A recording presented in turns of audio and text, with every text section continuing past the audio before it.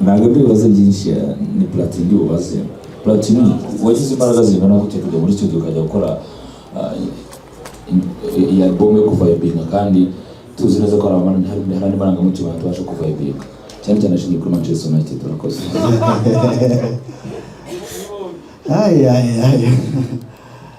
Rero si cyangiye gusa, buriya twashize kimwe ngenda nere ngabo ni butarubizi kuri iyo kipe, ariko iyo ngeze mu kazi by'amarangamutima mbishyira ku ruhande. Mpfa kureba ikipe imeze neza akaba ariyo nihengekeraho. Niyo nari nishingikirije yankoze bubi ariko meze neza iyo ngiye mu kazi nyine ibyo ngibyo mbishyira ku ruhande, nkakomeza akazi nyine, ubundi nkagaruka kubabara nyuma. Ariko akazi niko k'ingenzi. So murakoze rero ubwo mamba twagura beze bitise ndi muri press conference y'abababa. Urumva niba tuza abantu baririmbye nka 20 abantu baririmbye ndaza kunyarukana kuzanire niyo nabanda baririmbye abacuranzi producer ibindi. Ubu twatangiye video nk'ubu twari turi muri video shooting indirimbo ya kabiri twayikoze iminsi ibiri itandukanye. Hari abantu baciye kuri iyo set gusa bari hagati ya 30 na 50 gukora kuri iyo video, bwari abari imbere ya kamera n'abari inyuma ya kamera. Izo concert zose turi kuvuga zizabaho n'ibindi byose kandi urabizi ko mu nshingano z'igihugu z'abatuyobora harimo no guhanga imirimo, ntabwo ari bo bayihangira, ni twe tubafasha. Ubwo rero iki ni impact ya mbere. Ya kabiri ni kongera repertoire y'abahanzi kugira indirimbo. Ni ukuvuga ngo uyu mwaka uzajya kurangira wenda ni n'amezi ataha, indirimbo wari uziho na Platini ziyongereye indirimbo 8, uburyo ikindi akazi kabo no kuentertaininga abantu, gususurutsa abantu. Ni ukuvuga mu minsi iri kuva ku wa gatanu utaha uko indirimbo ya mbere n'ibiri busohoke, uzatangira kubyina imiziki mishyashya kandi iri ku rundi rwego. So nibaza ko impact zo ni nyinshi, ariko zo nizo zije vuba mu mutwe. Sinzi niba ari ikindi kibazo. Umuziki nyarwanda ikiyongera indirimbo 8 zikozweho n'iyo mitwe yose, ubwabyo ni ikintu kinini. Ikindi nizo ibyo bitaramo bizagenda biba, abantu bazakomeza gukonsumira umuziki nyarwanda, kandi uko tubipromotinga kujya izo concert dushaka gukora hanze n'iki, niko umuziki usohoka wari w'abanyarwanda kugera kuri Rwanda, abantu bose bwata abantu baturutse hariya, ubwabyo bifite akamaro kanini. Ariko namwunganiye navuga ko ku muziki muri rusange harabamo n'isomo ry'uko ubufatanye ari ikintu cy'ingenzi mu muziki. Ubu nibigira impact abantu bakabikunda nk'uko expectations zacu zimeze, bivuga yuko nako bagomba kubikunda, bivuga yuko n'abandi hari isomo twaba dutanze ku buryo bakomereza bityo umuziki twese tugakomeza tuzamura gato. Murakoze. Natwe Janvier Mwanyima wanyegereje yanjye wanyegereje wowe bakabagiye kugaragara. Nikiza ko ari experience nziza kwinirinda kuzamukira amaboko y'abandi bagabo bombi. Ikibazo cyane nashaka kubaza Platini, iyo urebye ku script ya Fish ubwayo imeze, bigaragara ko Vibranium ni imwe mu ijambo rizwi cyane muri film Black Panther. So kuki mwahisemo ko album musanisha na Black Panther bijyanye kandi na film yaciye ibintu uradusobanura kuri shema muri rusange, amabara yirimo, kuki mwifuje ko nyine tuyibona uko mukareta Vibranium. It is a collaboration album of brilliant artists like Platini, Baba, and Nelgam, of course, as well as talented producers. This moment, tugiye kugaruka ku kiganiro n'itangazamakuru kiri buze kwibanda cyane kuri uyu mushinga ukomeye wa album ya Vibranium. Ni umushinga waherekejwe n'abafatanyabikorwa bacu barimo Kefa Sports ndetse na Killer Event. So muraza kunyemerera rero niba ko bifuriza ikaze itangazamakuru muri rusange tuze kuzirikana kudatandukira hano tugaruke ku mushinga watumye tuzinduka kuri uyu munsi. So my name is Hamis Sango. I'll be hosting this moment. Thank you. Ingingo ya mbere go allow me to welcome Kina Music CEO Clement Ishimwe kugira ngo adusangize byinshi kuri uyu mushinga wa Vibranium. Thank you. Urakoze Hamisi. Mbere na mbere ndabashimiye cyane kuba mwitabiriye ubutumire bwacu mungana gutya. Bigaragaza ko muha agaciro akazi dukora natwe kandi murabizi neza ko tuha agaciro akazi mukora. So impamvu uyu munsi twifuje kuganira namwe ikiganiro gitoya kitari butinde ni kuri bijyanye n'iyo album yitwa Vibranium. Nkuko benshi muri bamaze iminsi mubibona tumaze igihe twamamaza iyi album ihuriyeho na Platini na Nderengabo. Ni album imaze almost umwaka tuyikoraho, yakozweho n'abaproducers batandukanye. Hano turi kumwe na Davidenko na Mahamba, ariko hariho n'abandi batari hano, Element na Klein n'abataje. So ni album twashyize imbaraga zacu zose, yaba ari kuri side y'abahanzi, production na Kina Music ariko biri muri byatumye n'uyu munsi mwone iki gikorwa cya press conference kiri muri bimwe byinshi tuzakora bijyanye no kuyamamaza. So abahanzi bo baraza kwenda kuvuga gatoya ku gitekerezo cyaturutse, ariko icyo nshaka kuvuga kinini nuko cyambere nuko muri gahunda yari hari album yagombaga gusohoka uyu munsi ku itariki 11 z'ukwa karindwi, ariko twagize impamvu zituma tuyegeza inyuma.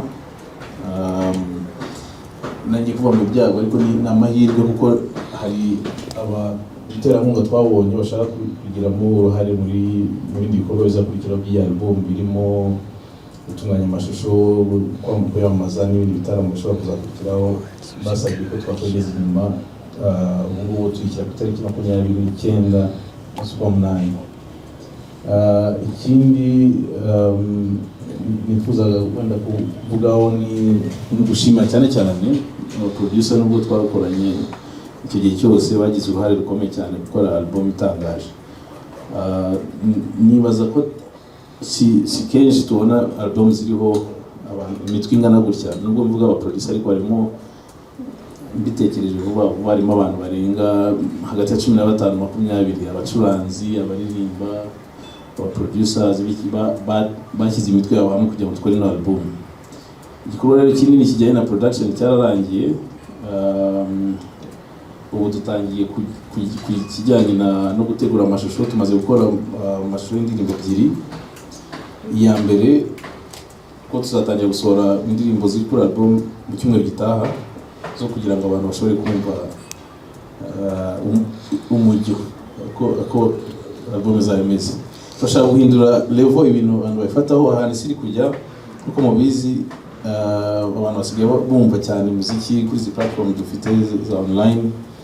Rero turashaka ko bitagarukira gusa ku kuvuga ngo twasohoye indirimbo, ariko ingufu nyinshi zikajya no mu kwiyamamaza bitandukanye n'izo twashyiragamo, ariko turashaka kuzongera cyane bigaragara. Ari nayo mpamvu n'icyo gitekerezo cy'abaterankunga bacu badusabye kwegeza inyuma twacyakiriye, kuko bashaka kudufasha kwiyamamaza birushijeho. Nkatinze rero nongeye kubashimira ko mwitabiriye kandi no kubashimira urugendo tumaze mu myaka, nabitekereje neza mu myaka tumaze na Kina Music. Ntabwo twahostinze press conference nyinshi nubwo twakoraga ahubwo events zitandukanye zabaga ari zizo event ariko zitari za Kina Music. Rero ndabashimiye cyane kuba mwaje. Misi nagusubiza ijambo, ibindi wenda turakomeza tuganire. Murakoze. Thank you so much, Kuri Clement. This is the real Vibranium moment. Nyeka ko adusangije kuri experience y'umushinga wagutse, ariko harimo details aba artists bahisemo gushyira hamwe. Twabaho umwanya kugira ngo bazidusangize, kuko ni album ikomeye ihetse ibihangano bigeze ku 8 kandi bifite inkuru zihariye. I think this is the right time kugira ngo badusangize kuri details ziri kuri album ya Vibranium. and of course na expectations zabo kuri market ni mpamvu turi hano kugira ngo ibyo tububana ibyo turi buze gusangiza abandi banyarwanda. Thank you. I think twatangirana na Platini baba kugira ngo iki gitondo aduhe umugisha w'abantu, umubyeyi aganira wari umugisha. Thank you. Yola umugisha wa kibyeyi. Kaze nanone ndabashimiye nanjye kwa mwabonetse mungana gutya, ariko njye numvaga ibyinshi nabisubiriza mu bibazo ahari biri buze kuboneka. Ushobora kugira ibyo nibagirwa, gusa nzi ko ari umushinga mwiza twishimiye gukora, kuko details zose ntazibuka neza icyo ngomba. Reka ntegereze ibibazo ubundi nze kugira ibyo nsubiza, sibyo? Murakoze. Murakoze. Nanjye ndabashimira kuba mwitabiriye iki gikorwa. Ku kintu navuga kuri Vibranium njyewe ku ruhande rwanjye ni chance nabonye yo ku exploring izindi genres nari ntarakoraho cyane in deep, za afrobeats, amapiano. Catalogue yanjye akenshi yabaga iri based kuri R&B na hip hop cyane cyane. Rero iyi Vibranium yampaye umwanya wo ku exploring izindi genres cyane cyane za afrobeats. Ndanashimira n'abaproducer badufashije tugakorera kuri speed iri hejuru cyane. Ibindi numva nanjye nabisubiriza mu bibazo bibuze kubazwa. Murakoze. Nice. Thank you so much Platini and Ngabo. ntabwo kajyamo kubera hejuru, Super excited kubera akaboro ko hejuru. n'aba producers barikoze bari hano kugira ngo starting with David Denko baduha kuri positive experience y'uyu mushinga, ngo tugahita tuzana no ku bibazo bya media kugira ngo izindi details tuzigaruka. Murakoze. Nanjye nishimiye kuba ndi kumwe na Kina Music Team muri press conference. Nashimira no kuba baratugiriye icyizere mu kuba twabonye ngo bagomba kuba gufatanya nabo mu gukora album. So nkeka ko byafunguye imiryango y'imikoranire hagati yacu nabo, hagati y'uburyo dukora ibintu. Ni ikintu cyiza cyatumye album yazanye namwe no gukorana hagati yacu, bituma dushobora natwe tubikinga mark yacu kuri album ya Vibranium. Ikintu nkeka ko cyatumye n'abandi baproducer bashobora kubona ko gukorana hagati y'abantu ikintu kitari gisanzwe kiba mu muziki wacu, gukorana hagati yacu. So nashimira Clement na Platini kuba baratekereje kudushyira kuri album yawe. Murakoze. Producer Mamba. Murakoze. Nanjye icyo navuga ni ugushimira team Kina Music kuba baratugira icyizere nyine tugakorana. Ntabwo ari ibintu bisanzwe nk'uko David Denko amaze kubivuga, kubona abaproducer barenze 2-3 bakora nyine kuri project imwe mu Rwanda. Murabizi ntabwo ari ibintu bisanzwe, ariko twakoze ibintu byiza cyane. Icyo nababwira kwitegura album ni fire hejuru. So thank you very much, thank you everyone. Kugira ngo imwanya rero twawukoresha twakira ibibazo byanyu, turaza kugerageza tugaruke ku bibazo bifitanye isano n'umushinga wa Vibranium, kugira ngo n'abandi bose baze kubona umwanya wo kubaza, umwe ntabwo yakwikubira ibibazo byinshi.